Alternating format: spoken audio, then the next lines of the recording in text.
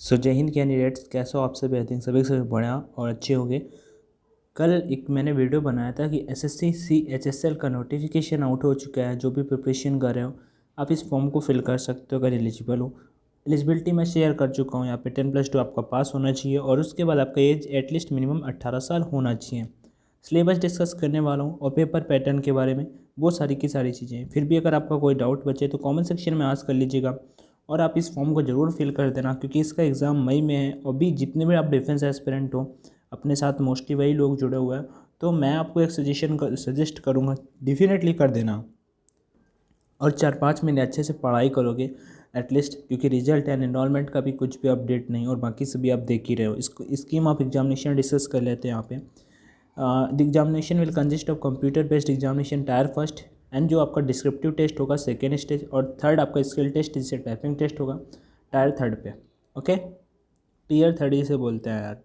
आगे बढ़ते हैं यहाँ पे। In the question papers where necessary the metric system weight and measure will be used. Okay, यहाँ पे the dates of examination in notice are tentative. यहाँ पे मतलब एग्जामिनेशन डेट मैंने बोला ना, मई दे रखा है ऑफिशियल नोटिफिकेशन पे।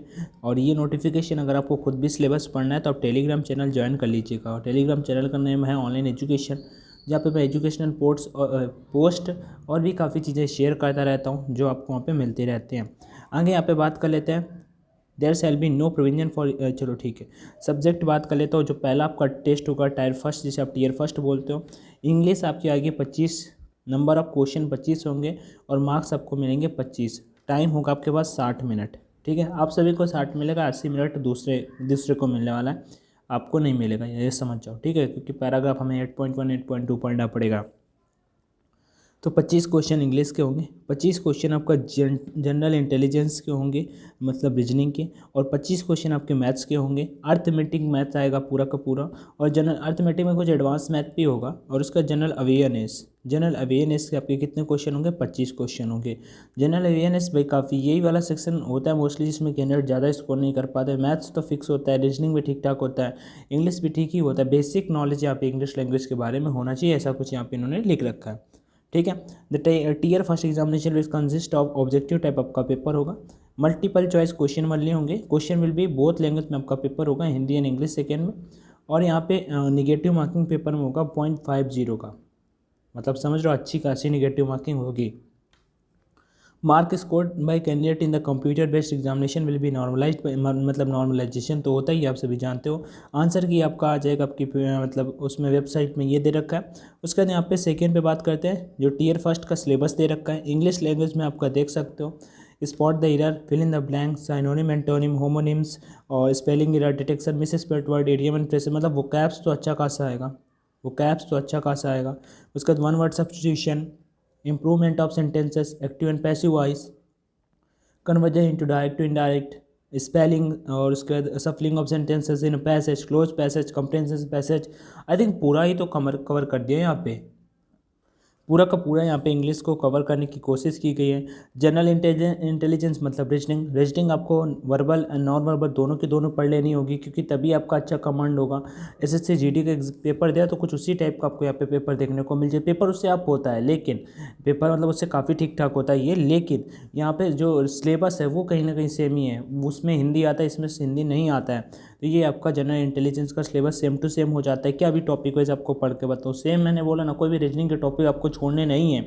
उसके बाद कॉम्पिटेटिव एप्टीट्यूड मैथ्स आपकी आ जाती है। नंबर सिस्टम में स्टार्ट होता है, नंबर सिस्टम में जितने भी टॉपिक्स होते हैं वो सारे के सारे यहाँ पे कवर किए गए हैं। फंडामेंटल अर्थमेटिक ऑपरेशंस, ठीक है। उसके बाद यहाँ पे एलजेब्रा, जियोमेट्री, मेंसुरेशन, ये देखो मेंसुरेशन, एडवांस मैथ्स आ गई, एडवांस ट्रिगोन एडवांस और स्टैटिकल चार्ट्स, ये आपका मैथ्स के यहाँ पे कवर करने की फुल कोशिश की गई है। तो यहाँ पे क्वांटिटेटिव एप्टीट्यूड मतलब मैथ्स को सारे के सारे चैप्टर्स आपके कवर कर लिए गए हैं। उसके बाद यहाँ पे अगर बात कर लेता हूँ जनरल अवेयरनेस और फाइनल जो हो जाता है आपका, तो इसमें भी कुछ बचता नहीं है। इसमें भी इन्होंने सारी की सारी चीज़ें कवर करने की कोशिश की है। ठीक है, इसमें अपना जो करंट होता है वो काफ़ी अच्छा खासा रहता है। अभी आप पढ़ोगे पीछे का तो मतलब एक टाइम के बाद अच्छा खासा कर पाओगे।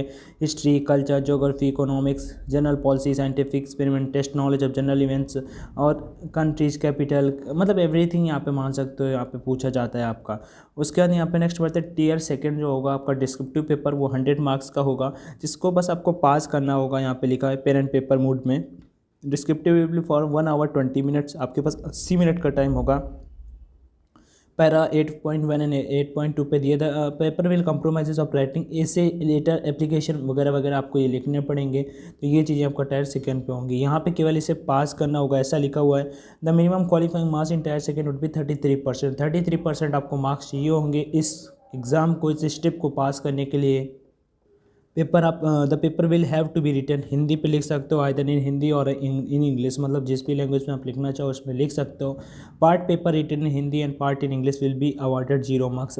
ऐसा अगर किसी ने सोचा कि कुछ हिंदी में लिख देता है कुछ इंग्लिश में लिख देता है तो फिर 0 मार्क्स मिलने वाले हैं।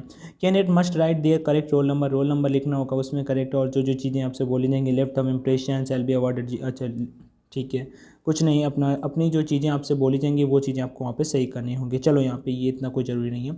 आगे टायर थर्ड पे जाने से पहले आप सभी के साथ में एक चीज़ शेयर कर देता हूँ, फिर आके चीज़ें आगे बढ़ता हूँ और शेयर करते हैं।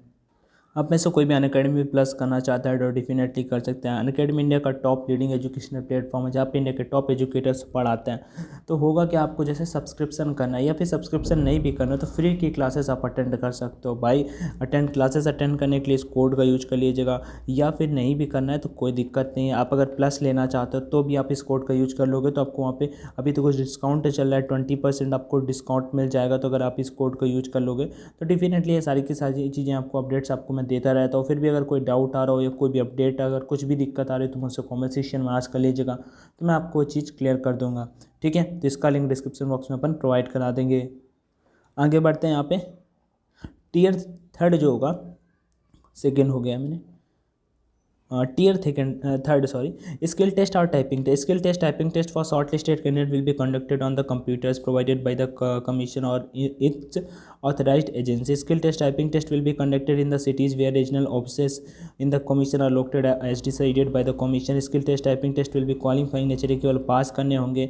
error in the skill test will be calculated up to 2 decimal places। 2 decimal places तक अगर कोई गलती करता है तो उसके काउंट कर लिए जाएंगे। Skill test typing test will be conducted as per the following schemes.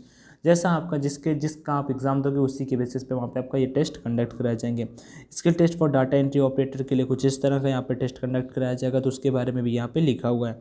बाकी अगर आपका ये कुछ आपका सिलेबस था, एग्जाम पैटर्न था, फिर भी अगर आपको कुछ चीज़ें समझ में ना आई हो या आपका कोई डाउट्स बनना हो तो मुझसे कमेंट सेक्शन में आज कर लीजिएगा, तो मैं वो चीज़ें आपकी क्लियर कर दूंगा। बाकी वीडियो देखने के लिए थैंक यू सो मच। अगर वीडियो पसंद आया तो वीडियो को लाइक कर देना और चैनल पर फर्स्ट टाइम विजिट किया तो सब्सक्राइब कर लेना, क्योंकि यहाँ पे ऐसे ही अपडेट्स और इन्फॉर्मेशन मिलती रहती है।